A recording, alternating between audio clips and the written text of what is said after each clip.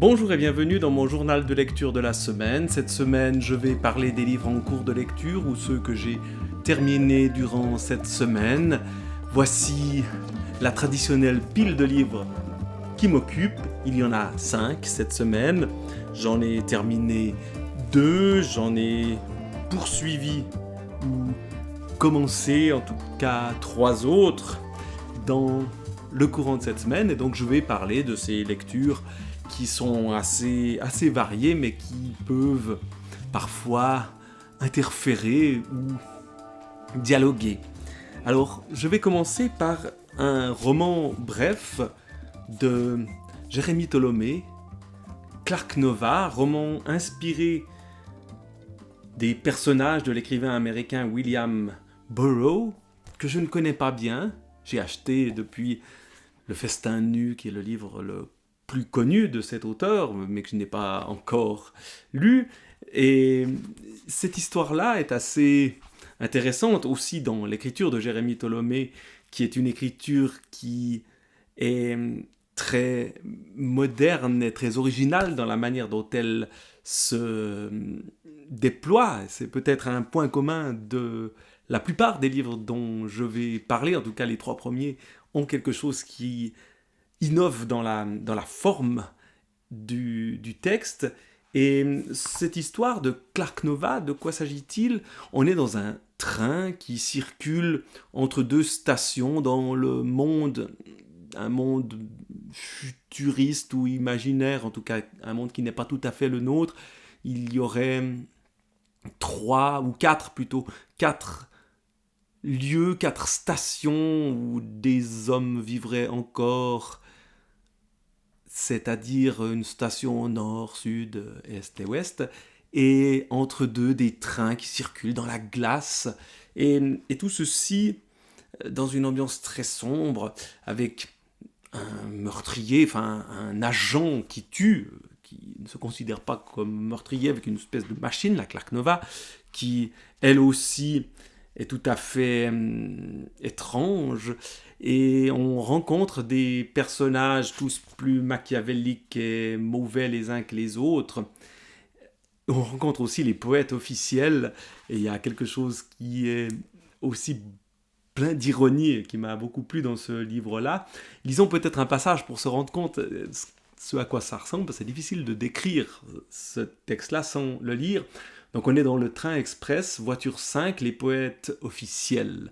Voilà de quoi il est question. Juste avant, il y a ce qu'on retrouve parfois dans les marges ou en dessous du texte, on le voit peut-être ici, en dessous, des sortes comme des messages qu'on recevrait sur un réseau social et que reçoit notre personnage, qui sont tous des choses horribles, des morts, des catastrophes, et comme nous dans notre monde au fond, où les catastrophes naturelles, les attentats terroristes, les guerres, etc., nous sont annoncés, et puis c'est un bruit de fond qu'on écoute à peine.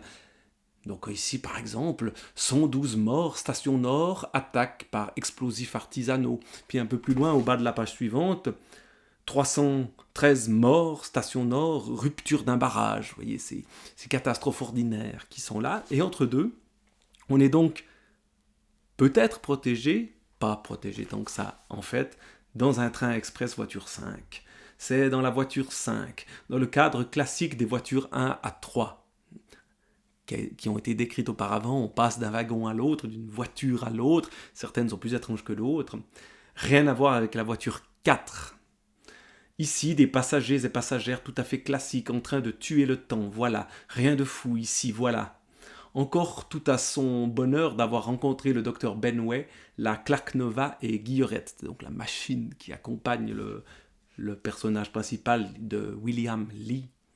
On pourrait même penser qu'à cet instant précis, elle chantonne. Conformément aux instructions du scientifique, William Lee prit place dans un siège libre au milieu de la voiture pour prendre une petite pause. La Clark Nova grimpa sur le siège opposé. Après, on a en gras, entre crochets, les pensées, les paroles de cette Clark Nova, de cette machine araignée.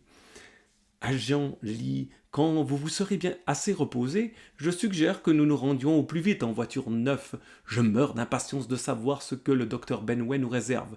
Gloire au docteur Benway, mais j'imagine que vous aussi, pas vrai? William Lee sourit sans trop y croire. Il hoche la tête en signe d'approbation, regarde par la fenêtre le paysage, puis ferme les yeux pour échapper au monde juste quelques secondes dans l'espoir de ne pas se réveiller. Et là, à nouveau, la Clark Nova en gras, sans doute une avancée majeure. Le docteur Benway est tout de même fantastique. Ce que nous faire en lui, Jean, elle. Ventre d'acier ouvert sur une ville qui n'existe pas encore, les rues grouillent. Tout d'un coup, on entre dans le rêve, le cauchemar peut-être, de notre personnage. Et puis on parcourt ce train jusqu'à la catastrophe finale. On a la Clark Nova qui évoque le monde ici, donc un chapitre uniquement de paroles de cette machine. Le monde, c'est pas bien compliqué. Le noir et le blanc, a-t-on besoin de plus? Avant la glace et l'apparition des Clark Nova, les gens voyaient tout en gris, etc. Comment cela se termine-t-il? Ça se termine pas très bien, c'est tout ce que je peux dire dans ce livre qui est tout à fait troublant, entre en écho avec notre monde, dans une sorte de dystopie qui à la fois rappelle des choses d'aujourd'hui et puis invente aussi un monde horrible. Et ça se termine par cette question-là. Tu veux toujours savoir comment fonctionne le monde? Et avec le mot fin et un point d'interrogation. Y aura-t-il une suite?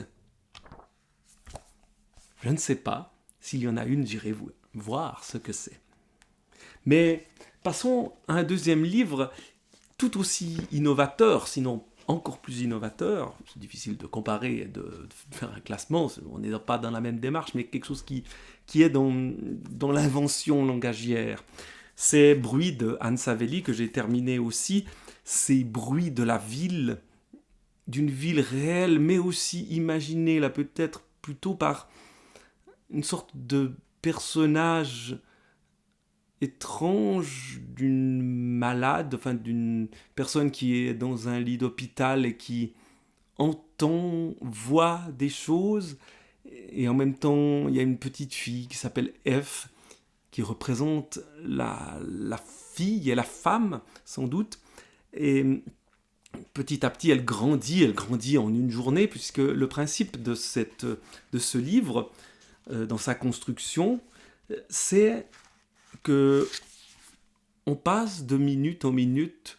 Ça commence à 6h, et puis 6h01, 6h02, 6h03, pour se terminer à quelle heure? Pour se terminer à 20h29. Et entre deux, un univers se crée, une ville avec plein de personnages, avec plein de choses qui se passent dans tous les sens.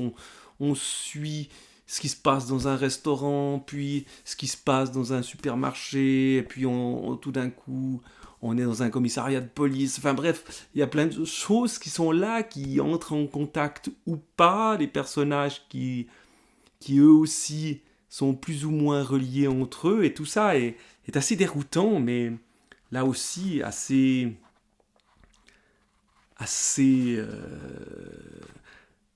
fascinant. On se dit waouh, il y a quelque chose qui nous emmène partout. Et peut-être que justement l'idée de la ville, c'est ça, c'est cette espèce d'explosion, d'impossibilité à tout mettre ensemble. Au contraire, il y a ce kaléidoscope qui est partout présent. Justement à 15h par exemple, voilà ce qu'on lit. Entre crochets, l'utilisation des crochets, c'est un point commun avec le livre de Jérémy Tolomé d'ailleurs. 15h, écrit en chiffre 15, 2.00.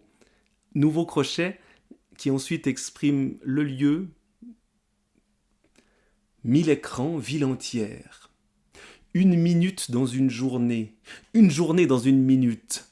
Tout ce qui échappe chez une fille inconnue, chez une femme en fugue, ou le contraire, toutes les expressions, perceptions, chocs, revirements, les soucis qui les hantent, les doutes qui les concernent, se croisent, s'agrègent, s'annulent, glissent à la surface comme on sweep d'un visage à l'autre, comme on déroule et scrolle le monde à l'infini, ou le monde infini plutôt, le monde infini, voilà de quoi il est question, autant que morcelé de la story. 15h01. Soudain, pour chacun, une distraction. Quelque part, une alerte à la bombe, une guerre se déclenche. Un incendie, une maladie se propage, un accident a lieu, l'eau du robinet devient rouge, une star disparaît d'une Rolls défoncée. Ça, c'est un des personnages, une des histoires qui nous est racontée dans cette prolifération d'histoires qui ont lieu dans la ville. On pense un peu à Georges Perec et à sa vie mode d'emploi. Même si c'est la ville entière, donc c'est encore plus vertigineux. Peu importe. Voilà la ville sur le qui-vive, heureuse d'être pleine, réunie, rassemblée, jouissant de la mécanique, ou que la mécanique se dérègle. Et la mécanique se dérègle souvent dans ce livre-là, on est souvent un peu perdu, comme on serait perdu dans une ville inconnue. La première question qui vient alors, surpassant les autres, est la suivante. Est-ce qu'il y a des morts ? Et là, on retrouve ce qu'on avait déjà chez Jérémie Tolomé, ces morts qu'on nous annonce et auxquelles on fait à peine attention. Alors là, peut-être qu'on y fait un peu plus attention. Et donc, la ville se peuple petit à petit. Il y a ce F, la lettre F qui est très présente, d'un personnage qui s'appelle F, qui à la fin occupe la place, qui à la fin devient même pluriel. Je vais juste lire la toute fin, sans la commenter.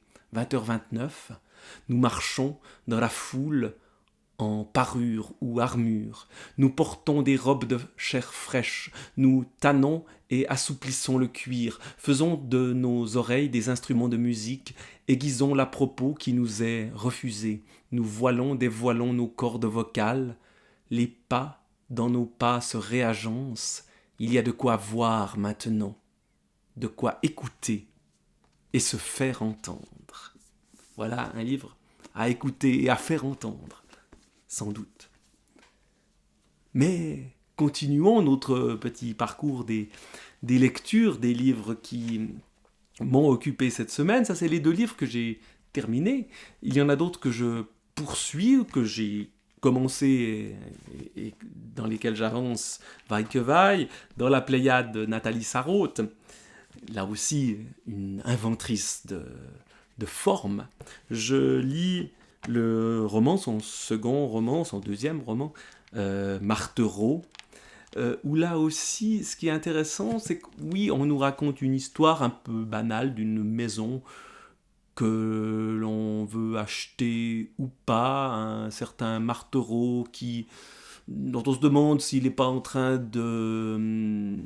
d'arnaquer l'oncle du narrateur, mais ce qui compte, c'est pas vraiment cette histoire-là, c'est plutôt la manière dont le narrateur nous décrit les interactions entre les personnages, sa propre vision des choses.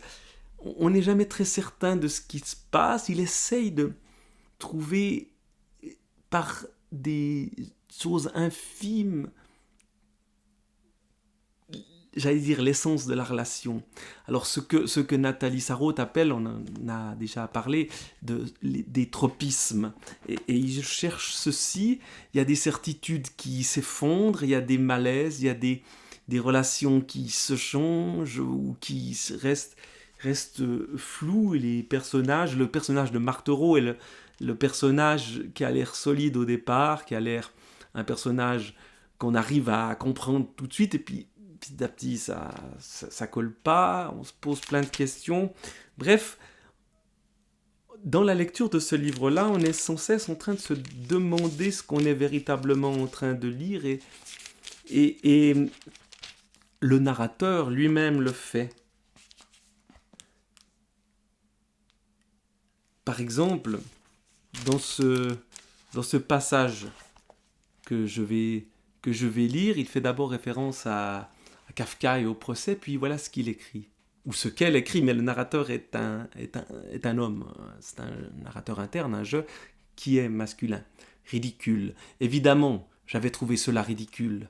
Je l'avais repoussé tout de suite, cela s'était effacé aussitôt, cela avait dû aller s'enfoncer quelque part en moi et s'était resté là, enterré. Maintenant tout à coup cela ressort, cela déchire ce que j'étais en train de fabriquer, cette impalpable toile tremblante faite de l'entrecroisement de fils arachnéens que j'étais en train de sécréter et où j'essayais d'attraper Martereau. Il essaye de saisir qui est ce personnage, mais ça lui échappe. Je voulais le broyer lentement, l'agglutiner, en faire cette matière informe et molle, si fade, celle dont nous sommes faits ici, celle dont je me nourris. Mais les liens ténus sont tranchés, Martereau se délivre. Les messieurs. Martereau était celui des deux qui dirigeait l'opération. Martereau savait où il me menait. Pas d'histoire, pas de simagrée, inutile de regimber. On vous fera marcher droit. Son petit sourire quand il m'a regardé tandis que je me débattais mollement, assis devant lui sur le strapontin, que je demandais timidement en quoi est-elle la maison, et que mon oncle, jouant son jeu sans le savoir, resserrait son étreinte. Mais c'est que vous ne les connaissez pas, mon cher Martereau, la meulière. C'est leur bête noire, l'abomination de la désolation, c'est la vieille chaumière qu'il leur faut. Une aubaine pour lui, ces jeux. Et après, quand je l'ai vu qui nous attendait devant la voiture avec le vendeur, il avait le dos tourné, il se balançait légèrement d'avant en arrière. Ses longs par-dessus sombres, son long par-dessus sombre, plutôt il n'y en a qu'un, que ses mains enfoncées profondément dans ses poches tiraient en avant, moulaient son dos. On observe ce personnage, mais qui fuit. Et bien cette mollesse qui est mise en avant, c'est comme si le narrateur qui veut raconter l'histoire était une sorte d'araignée. Il y avait déjà les pattes d'araignée chez la Clark Nova de Jérémy Tolomé. C'est une sorte d'araignée qui essaye de faire un cocon de tout ça, mais qui n'y parvient pas. Les personnages sont fuyants, sont toujours pas où on attend qu'ils soient, et on est dans cette incertitude permanente qui rend cette lecture assez perturbante, mais qui rend aussi ceci absolument fascinant, parce que on est en permanence dans cette tentative de toucher à ce qui est au cœur des personnages, avec également cette idée que non, on n'y touche pas vraiment, ou que peut-être, ah là on y est, et peut-être pas. Bref, la tension, elle vient pas de l'histoire qui nous est racontée, mais de la manière dont elle nous est racontée. Et ça, c'est assez fort. Dans Martereau, j'ai pas tout à fait terminé ce livre, mais j'arrive bientôt à la fin. Donc j'en reparlerai, je reparlerai de Nathalie Sarraute, puisque il y a encore plein de choses dans ce livre, de la Pléiade évidemment, qui est une écriture vraiment assez passionnante à suivre, dans son évolution aussi.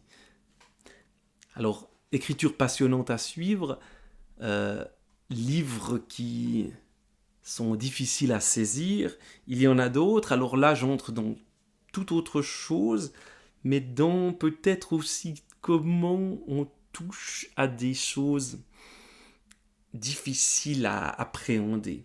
Et traduire Hitler, Olivier Manoni, donc je suis en train de lire cet essai où il raconte son expérience qui a été la traduction de Mein Kampf, donc d'Hitler, livre très mauvais, et dont il a essayé de traduire la médiocrité. Généralement, quand on traduit, on essaye de rendre les textes compréhensibles, même s'ils sont confus. Or là, il fallait au contraire, pour l'auteur et pour les historiens qui travaillaient avec lui, parce qu'évidemment il s'entourait beaucoup d'historiens, enfin c'est une commande évidemment cette traduction-là, il fallait réussir à faire de cet objet, ce livre maléfique, quelque chose qui ne soit pas une sorte de totem de ce qui pouvait être dans certains milieux, de le rendre lisible néanmoins comme document historique pour comprendre les choses, pour historiciser le mal. C'est le titre du gros livre qui a été fait avec Mein Kampf dedans, mais tout un tas de réflexions d'historiens sur ce sujet-là. Et donc il nous raconte l'histoire, il nous raconte un peu aussi les polémiques qui ont eu lieu autour de la publication de ce livre-là, polémiques entre historiens, avec l'intervention de politiques qui critiquent cette idée de traduire Mein Kampf. Il parle à un certain moment d'un article de Jean-Luc Mélenchon qui lui reproche, non pas à Manoni, mais à son éditeur, qui était aussi son éditeur, qui aujourd'hui, la Maison Fayard, est une édition sous la mainmise de l'extrême droite. Donc évidemment, ça pose encore plein de questions, tout ça. Et donc, on a ici la genèse de ce livre-là, de cette traduction-là, avec une réflexion aussi sur l'écriture des nazis. Pas seulement d'Hitler, mais il parle du journal de Goebbels, il parle d'autres personnes, de la correspondance de Himmler avec sa femme, qui est extrêmement kitsch, alors même que ce type-là était un salopard terrible qui a tué des millions de personnes. Bref, tout ça est très perturbant. Alors j'ai encore quelques pages à lire là-dessus, mais c'est un livre vraiment intéressant d'aller chercher un peu la genèse de ces traductions-là. Faut-il traduire ou non Mein Kampf ? Manoni répond oui, et je pense qu'il a raison, dans le sens où ce livre-là a eu une influence majeure, pas forcément parce que les gens le lisaient, mais parce qu'il est devenu un objet sacré durant le nazisme. Et donc, après le nazisme, il est passé du statut d'objet sacré à objet sacrilège. Et donc, tout ça est vraiment passionnant. Mais, autre affaire sacrée, pour terminer aujourd'hui, avec un roman d'une nature peut-être beaucoup plus classique que les précédents, un roman policier et historique. J'avais parlé du premier roman de la série, je vais parler du deuxième ici, de Éric Foissier, Le fantôme du vicaire, le bureau des affaires occultes numéro 2, où l'inspecteur Valentin Verne poursuit sa quête de ce personnage horrible du vicaire qui est un religieux, en tout cas qui se présente comme tel. On ne sait pas trop qui il est réellement, qui a abusé d'enfants dans des caves, dans des conditions épouvantables qui étaient racontées dans le premier volume. Et là, ce personnage refait surface, joue un peu au chat et à la souris avec Valentin Verne, qui est une victime en fait du vicaire, et donc un jeu un peu malsain, assez glauque se construit entre les personnages dans le Paris du 19e siècle, des années 1830, 1831 précisément, et on se retrouve dans des lieux assez malfamés. En parallèle à ceci, le bureau des affaires occultes enquête sur des histoires de spiritisme, une sorte de charlatan qui manipule un père qui a perdu sa fille et donc qui aimerait parler avec les morts et tout ça, et dans cette ambiance, on pense à Victor Hugo et ses histoires de table tournante, etc. Bref, on est dans ce monde-là. Et on est en même temps dans cette histoire parallèle du vicaire qui hante véritablement le personnage. Il n'est pas présent, même si à un moment donné, au début de l'histoire, il y a un meurtre épouvantable de deux personnes à la recherche de ce personnage qui se font bouffer par un ours dans le jardin des plantes. Enfin bref, tout ça est assez terrible. Et puis donc, ce qui est vraiment bien fait dans ce livre-là, il y a un peu des longueurs, enfin, surtout quand on a lu le premier volume assez récemment, on n'a pas besoin qu'on nous rappelle un peu de tout ce qu'on a déjà lu, mais c'est quand même à la fois le côté énigme et le côté on entre dans les bas-fonds de l'âme humaine et de la ville. Et ça, c'est assez intéressant. En tout cas, j'accroche bien à cette lecture. J'ai envie de poursuivre. Je crois qu'il y a plusieurs autres volumes. On verra.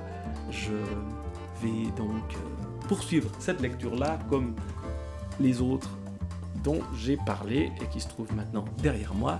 Et donc, ce journal de lecture est aussi derrière moi. Et donc, je vais le refermer en vous disant au revoir et à bientôt.